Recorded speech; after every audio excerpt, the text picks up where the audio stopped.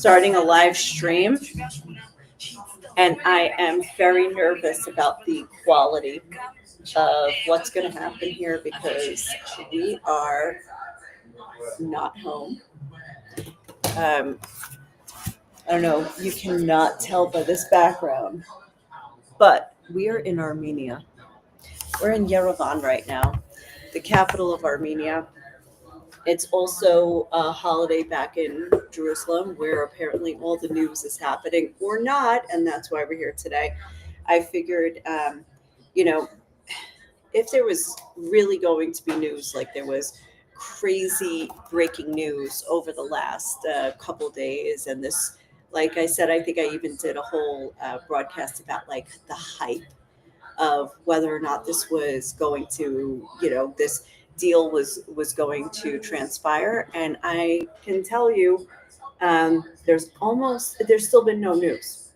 It's still a lot of back and forth. It's still a lot to follow between the Israeli side, what Hamas has to say, what Trump has been saying. So just to catch you up, let's just do a little bit of catch up. I'm looking right now through my notes. By the way, if you are watching live, please let me know how bad the quality is here because, like I said, the internet here is leaves a lot to be desired.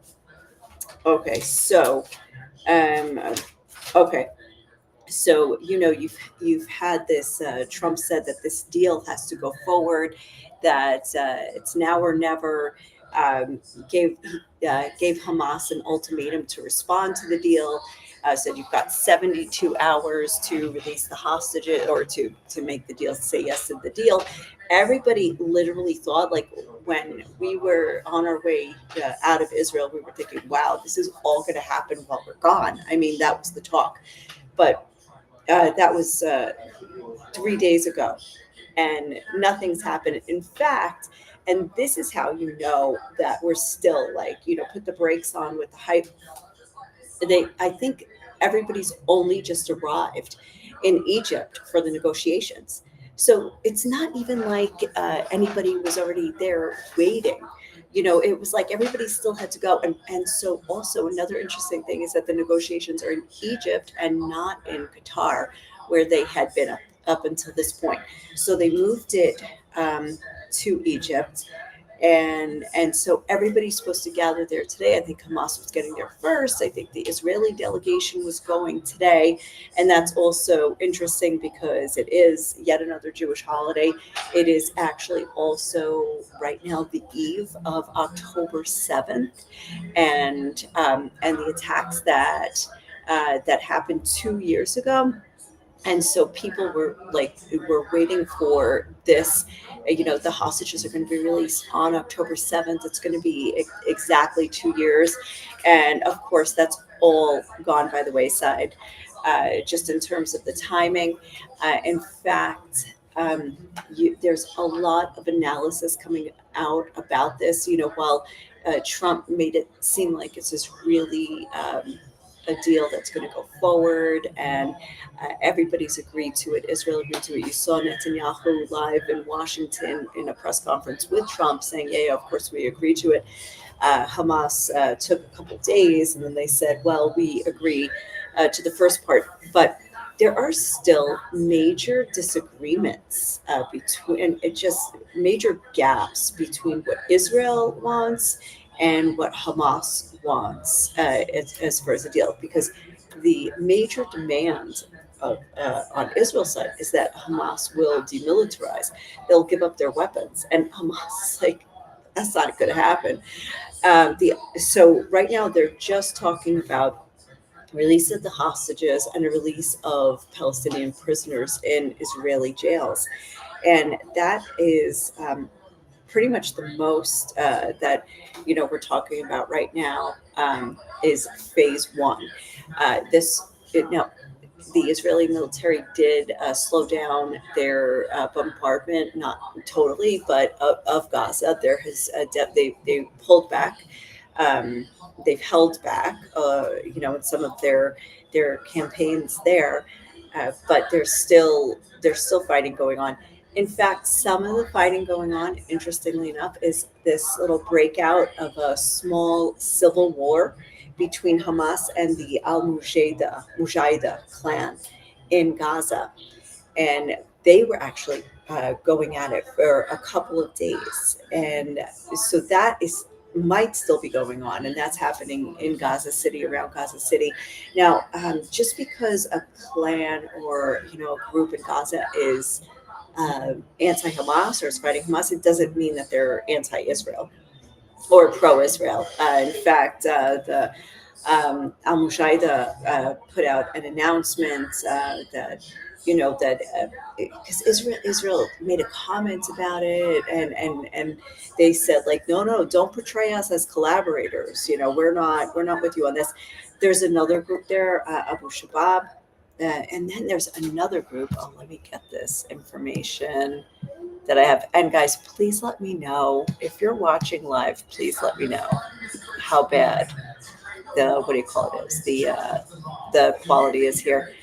Okay, so is this the, oh my gosh, yes. All right, so there was another there's another group in northern Gaza, another anti-Hamas militia led by Ashraf al-Mansi, and he declared support for the Trump plan and called on Hamas to accept the plan and to let the voice of reason rise above the voice of weapons.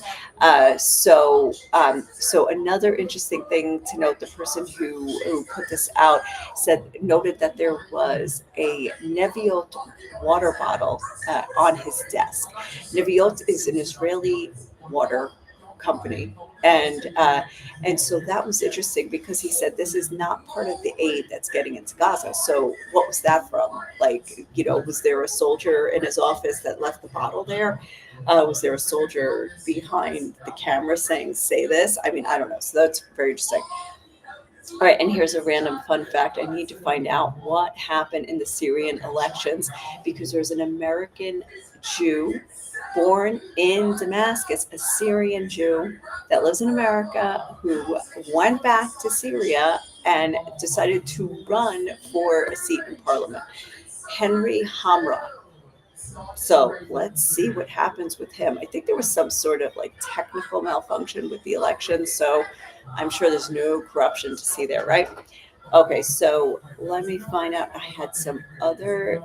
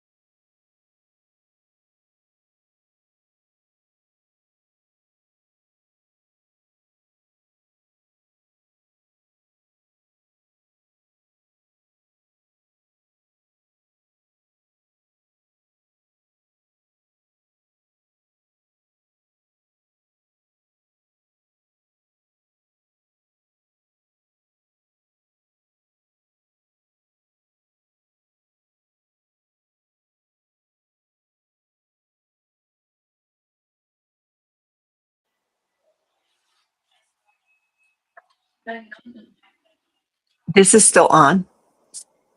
Somehow this is still on. I guess I didn't technically end the stream. Well, if you're still enduring with me, thank you. I really appreciate that.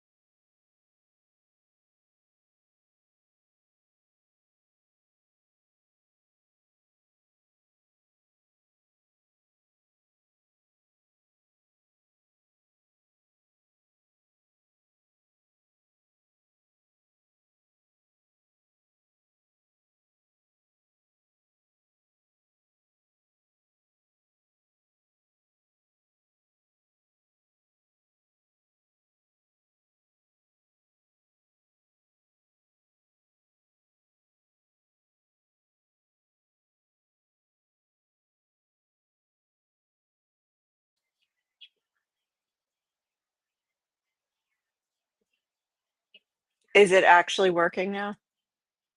I was Ohan, are you still watching?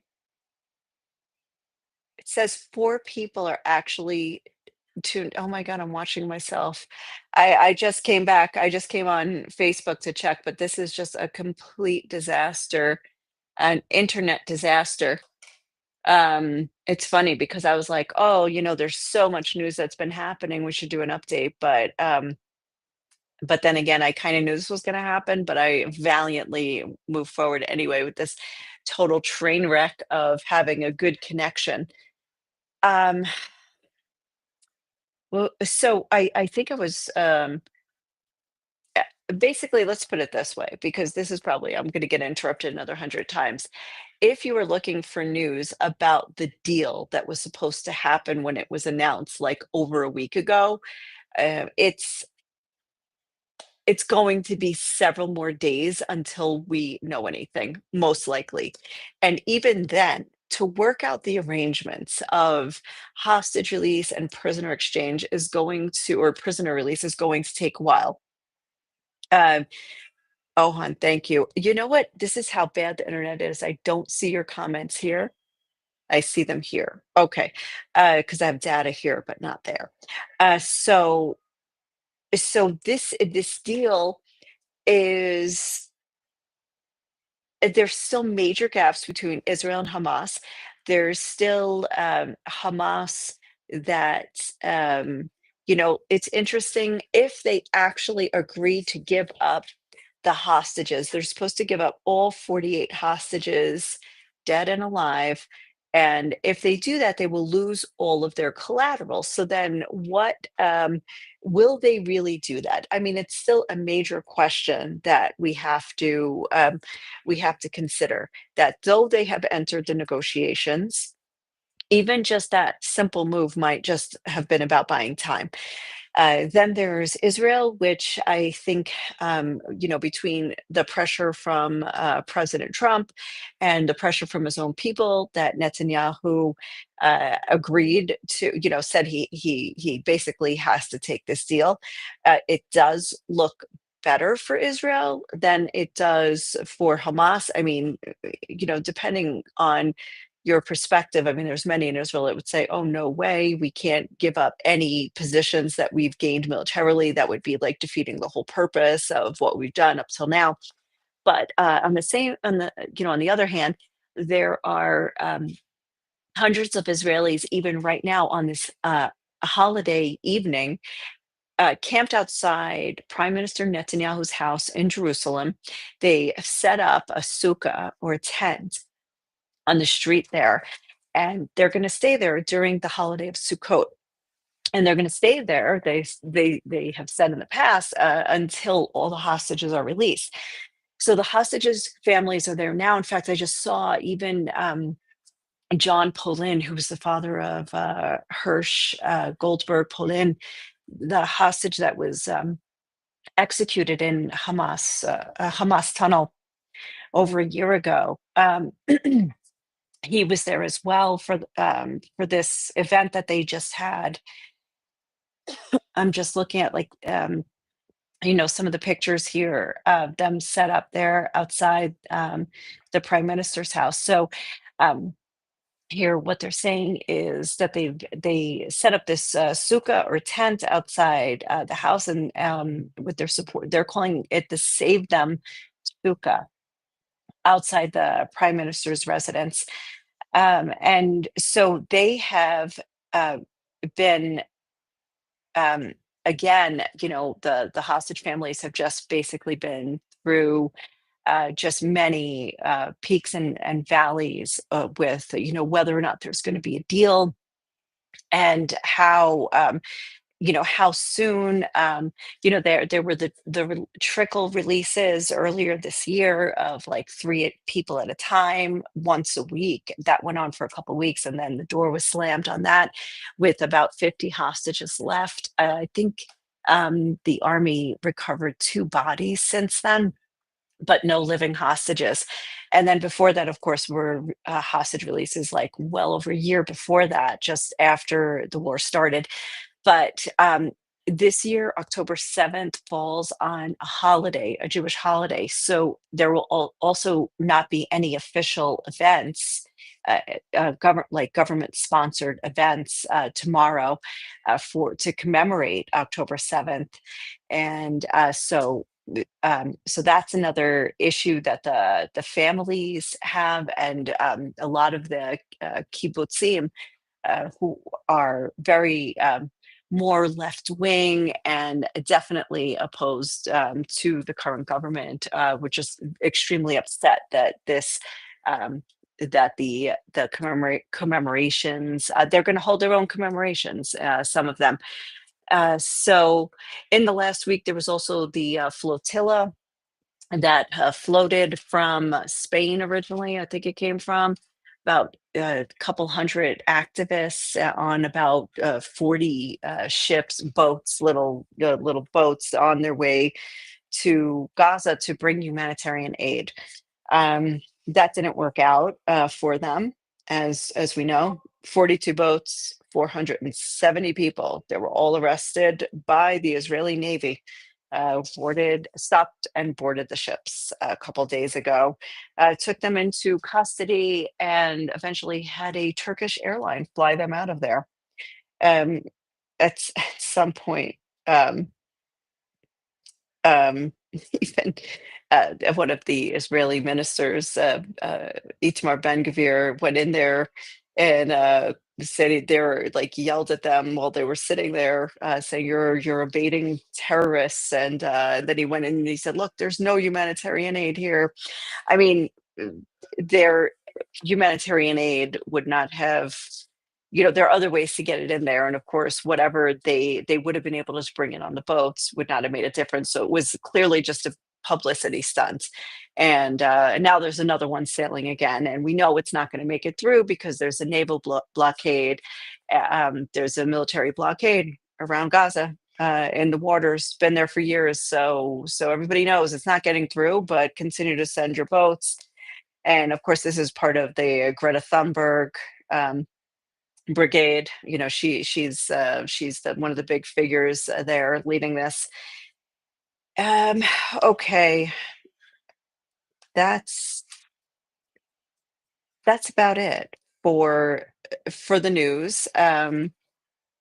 But this, I would say, stay tuned because this deal they just started negotiating today in, I think, or they just arrived today in Egypt. Somebody said Cairo, somebody else is saying Sharm el Sheikh. I don't know exactly where it's happening, but they're only starting the negotiating today. And some reporters are saying that it could happen, within the next 72 hours. You could see, action or releases or, something. And then others are saying there's still major gaps between the two sides, and you're not going to see any sort of conclusion or agreement. But the hostage families are hoping for a deal, but I think many of them are saying we're not getting our hopes up because we know how this ends, and it hasn't always worked out in our favor. So, anyway, all that to say, the hype is probably just more for the headlines and for clickbait than it is actual, unfortunately. So the war continues to some extent, 2 years from the day it started. Anyway, I'm going to sign out for now before the internet kicks me off anyway. So thank you for tuning in. Thank you for enduring with me.